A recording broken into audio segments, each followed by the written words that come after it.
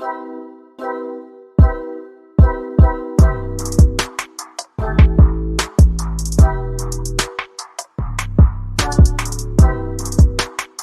good morning, good afternoon, everyone. It's Dan Scarbrough here with Digital Infra Network. I'm excited today. We have got Adam Kramer, that hopefully a lot of you guys will know, but previously for his previous experience as the EVP of Strategy for Switch. Adam's now the CEO of Ledger 8760, and we're going to be talking about whether or not we're winning the race to net zero. So hi, Adam. Thanks very much for joining us today. Dan, thank you so much for having me. Pleasure to be here. Yeah, no, it's exciting. It's exciting to see you in this new role. So maybe tell us about your latest venture and what you guys are up to. Yeah, well, thank you so much again for having me. The nice thing about what we're doing at Ledger is that everybody is talking about how they want to, hit net zero, right? They are talking about how they want to address their environmental impact. But the biggest challenge people are having is, what is my environmental impact? And so with Ledger 8760, what we're doing is saying, you really can't change what you can't measure. And we're providing a real-time 24/7 look at emissions from generation through consumption. And we're looking at an organization's operations. So starting with energy and then getting into their on-site emissions, things like their diesel generators, their refrigerants, their vehicle emissions, or any other chemicals they may have on site, and then expanding to their scope 3 or their supply chain indirect emissions, so that people can see this. Because when they have that understanding, and it's not a once a year report, but it's a dashboard that is updated in real time as you're getting data, then you can make real-time decisions. And more importantly, you can empower people in the organization. So it's no longer just on the head of sustainability at company X to address the climate challenge. Now we're empowering fleet managers, we're empowering department heads, we're empowering everybody in an organization to take ownership of that impact so they can help solve it. Yeah, I mean, it's really exciting, and I'm passionate about this area as well. And I mean, what was the transition from Switch like to kind of software as a service startup? How's that going? It's going incredibly well. And, for me, the biggest thing I was able to bring with me is, like you just described, the passion for it, right? The thing I enjoyed most about, my past life and working at Switch was being able to address climate change head on and working on some truly awesome projects, like the world's largest behind the meter solar plus storage, or building out new green tariffs and working with utilities and helping our customers to address that impact. But what I love about Ledger is that with a SaaS, we can scale infinitely faster and support companies all over the world to help address climate change, and do so utilizing the one thing I've kind of spent my entire career in, as have you, which is technology, right? We have the technology today to understand the problem, and we have the technology today to address the problem. Yeah, which is great. And I think this is probably what's been stopping a lot of progress in this area, right? Because, there's clearly a massive requirement for reporting. GHG reporting is increasingly important, as any form of reporting is. But getting those numbers, understanding where it comes from, and actually getting to a baseline. So, how can you get to carbon neutral if you can't measure it? You can't improve it, right? So how does that work? I mean, is it an easy process to go through, or is it a complicated process to go through? It is easier than doing the annual reporting, because what we do is we start by automating these data streams, right? So on the upfront, what we're doing is we're getting in and saying, hey, listen, let's help empower you to get out of the business of collecting data, but get in the business of implementing change from the data. So we work with utility providers, with building management systems, vehicle telemetry systems, with accounts payable, to gather data streams and build these streams out so the data is coming into our system. So you have this comprehensive view of your entire organization.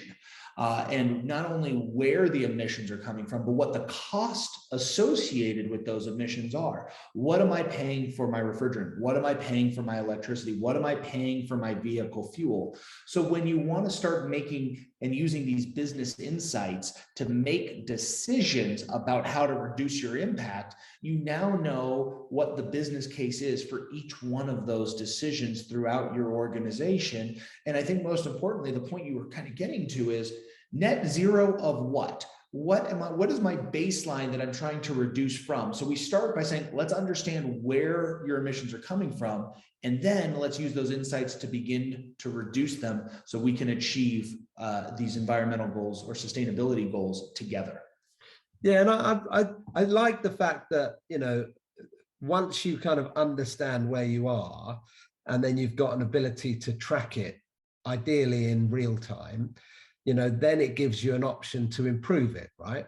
So in theory, because we don't have a lot of time between where we currently are and, you know, getting to the deadlines that are being set in terms of maintaining, you know, zero carbon, but this creates actionable events that you can make incremental improvements on. So you can track that journey over the period of time, correct? Absolutely. And you think about it, and think about some of the businesses that we're working with today at Ledger, right? And the way they operate, they would not operate any other division of their business with such little information as they have historically with sustainability. And it's not for any reason other than the tools just haven't existed previously to understand that impact in a real-time basis with the level of granularity and detail that you can use to drive decisions. So when we're empowering people with that, they're able to go faster because they have that data.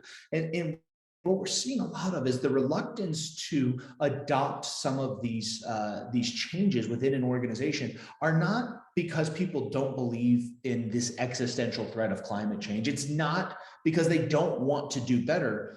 It's because they don't understand the problem. And if you don't understand the problem, how can you solve it? Yeah. Yeah, and I think, you know, so that comes on to these scopes, so scope 1, 2, and 3 emissions, right? And I think people are trying to get their heads around how you know, can I track all of these, or where do I start? Now, from what I understand from Ledger, you know, it's relatively easy to track scope 1 and 2 emissions, but can you take me through that process of the 1, 2, and 3 emissions?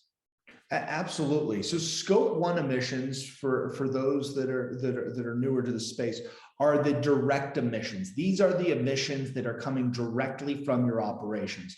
So this would include everything from the fuel or petrol for your vehicles. This will include the chemicals that you're using on site, like refrigerants for air conditioning or for your actual refrigerators.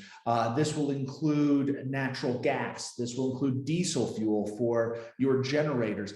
Anything that is happening that you are part of your operations that are direct emissions, those are falling into your scope 1. And for those emission sources, there tends to, you know, depending on the organization, they may have tools that are tracking fuel consumption today, that are tracking the diesel being burned in their generators, that are tracking natural gas. And we tap into those data streams to automate them into this comprehensive view. Then we move to scope 2, which are the emissions that are coming from electric usage. And this is the really, I mean, if you look at scope 1 and scope 2, electricity is a dominant area between these two of the emission sources. This is the emissions from electricity. And as we continue to electrify more and more of our operations, whether it's vehicles or it's different processes inside of the facility, this takes up an even larger scope. And what we're doing is providing a first of its kind, real-time 24/7 view of your emissions.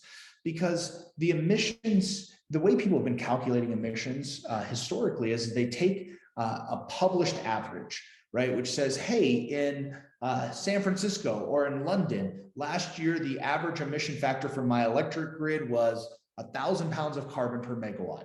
And we used 100 megawatt hours of energy, excuse me. So we had 100,000 pounds of carbon. Well, that's the average of those times, but there are certain times of the day where the carbon intensity is much higher and certain times of the day where it's much lower. I'll give you an example. In the American Southwest, the carbon intensity during the day is about 35% lower than it is at night. So when you're trying to say, I want to put a policy decision on when should I charge my vehicle? Well, you should charge that vehicle during the day. Whereas if you are in England, right, and you have offsite wind, and you have a lot of your renewable generation coming from wind and and hydroelectric generation, well, you're going to actually have a lower carbon intensity at night. And so it may be better to use things at night. So that balance and what's happening 24/7, hour by hour, is so important and so critical to measuring this. And so we are not only measuring our customers' load, but we're measuring it against the grid, which we're tracking on a 24/7 basis and running thousands of simultaneous calculations. And it gets super wonky, and I can see myself going down that track, so I'm going to stop. But it's incredibly complex on how you're measuring what's going on in the grid on a real-time basis. And that's scope 1 and scope 2. And then scope 3 are supply chain emissions. These are things coming in and going out. So think of it as coming in were things that you're buying in your supply chain that are really important, that are fundamental to your business. Those are the ones we're really tracking. And these are, and then going out are everything from your commercial airline travel, your waste, your recycling, what is the carbon intensity of certain supplies that you're bringing into your organization. If you're a grocer, then everything on the grocery shelf are scope 3 emissions, because they're part of your supply chain. They come in and you're selling them. So it's within that supply chain space. And it's one of the areas where there's the most opportunity to get more granular as you build a network of data. And it's one of the areas where today it is probably the least understood truly when people are looking at their emissions. And I think, again, knowing you guys quite well, part of the benefit of working with Ledger and your partners is that you can take your customers on a journey through scope 1, scope 2, and then also help them enable scope 3 emissions tracking as well, which I think is something that's sorely needed, right? That's exactly it, right? We really want to get our customers out of the business of collecting data and in the business of doing what they do best, which is running their organizations operationally effectively and focusing on implementing the changes that are coming from the data. Most of our companies have a 1, 2, 3, a team of people who are focused just on collecting data so they can report. Imagine taking those resources and instead focusing on how do we empower an entire organization to reduce their impact. That's how we're going to stop climate change at 1.5 degrees, not move it to 2 or 3, when everybody's empowered to work with this data. Well, that was my kind of next point, because net zero should be paying for itself, right? It's not, it shouldn't cost money. You should be making savings off the back of this. So can you give us an indication of some of the savings that you're seeing? Absolutely, right. So the savings are both coming because emissions are generated from operations. So when you can drive more operational efficacy, you are able to reduce emissions, and which is why we are tracking both emissions and cost throughout the process, so we can help empower these decision making. So some of them are as straightforward as helping large organizations with large fleets identify which percentage of their fleets they should electrify immediately, because it will have both a cost savings and a carbon reduction. Whereas it may not make sense for their entire fleet, for this portion of their fleet, it makes sense. Other times it's about electrifying heat, right? So, instead of using natural gas for heating, is to convert to electric heat pumps, especially as natural gas prices have continued to rise here recently. That's one of the areas where we're seeing some opportunities. Another one is, when and where should we put renewable resources for organizations? Should it be on site? Should it be off site? Should this be something we do as with our utility partners? What are the options, right? So we're analyzing these data sets, which are incredibly complex, to be able to synthesize the decisions so people aren't making a decision just because it's the right thing, which is a good reason to do something because it's the right thing, but also because it's the best business thing to do. And we see this constantly for our organizations, that we're able to help them make decisions that reduce both emissions and reduce costs. Yeah, no, it's really, I think it's a great product. And I think it's not even that it's a great product. I think it's something that enables a journey that organizations need to go on, right? Which is our purpose here at Digital Infrastructure Network as well. So I think we're very aligned. The last thing I wanted to cover with you before we kind of conclude is, you're working across all industry sectors, but given your background from a data center perspective, how are you seeing this work for differing types of data centers? The hyperscale, colo, edge, telcos. Can you just run us through more of a maybe data center specific application? Absolutely. What's great is we are working across all of those groups you just identified there, right? So we're getting into this space and being able to support these customers. And really, when you look at the co-location space, whether it's at the edge or it's inside a larger data center, I don't even know what counts as hyperscale anymore. I feel like everyone's building 100-megawatt data centers at this point.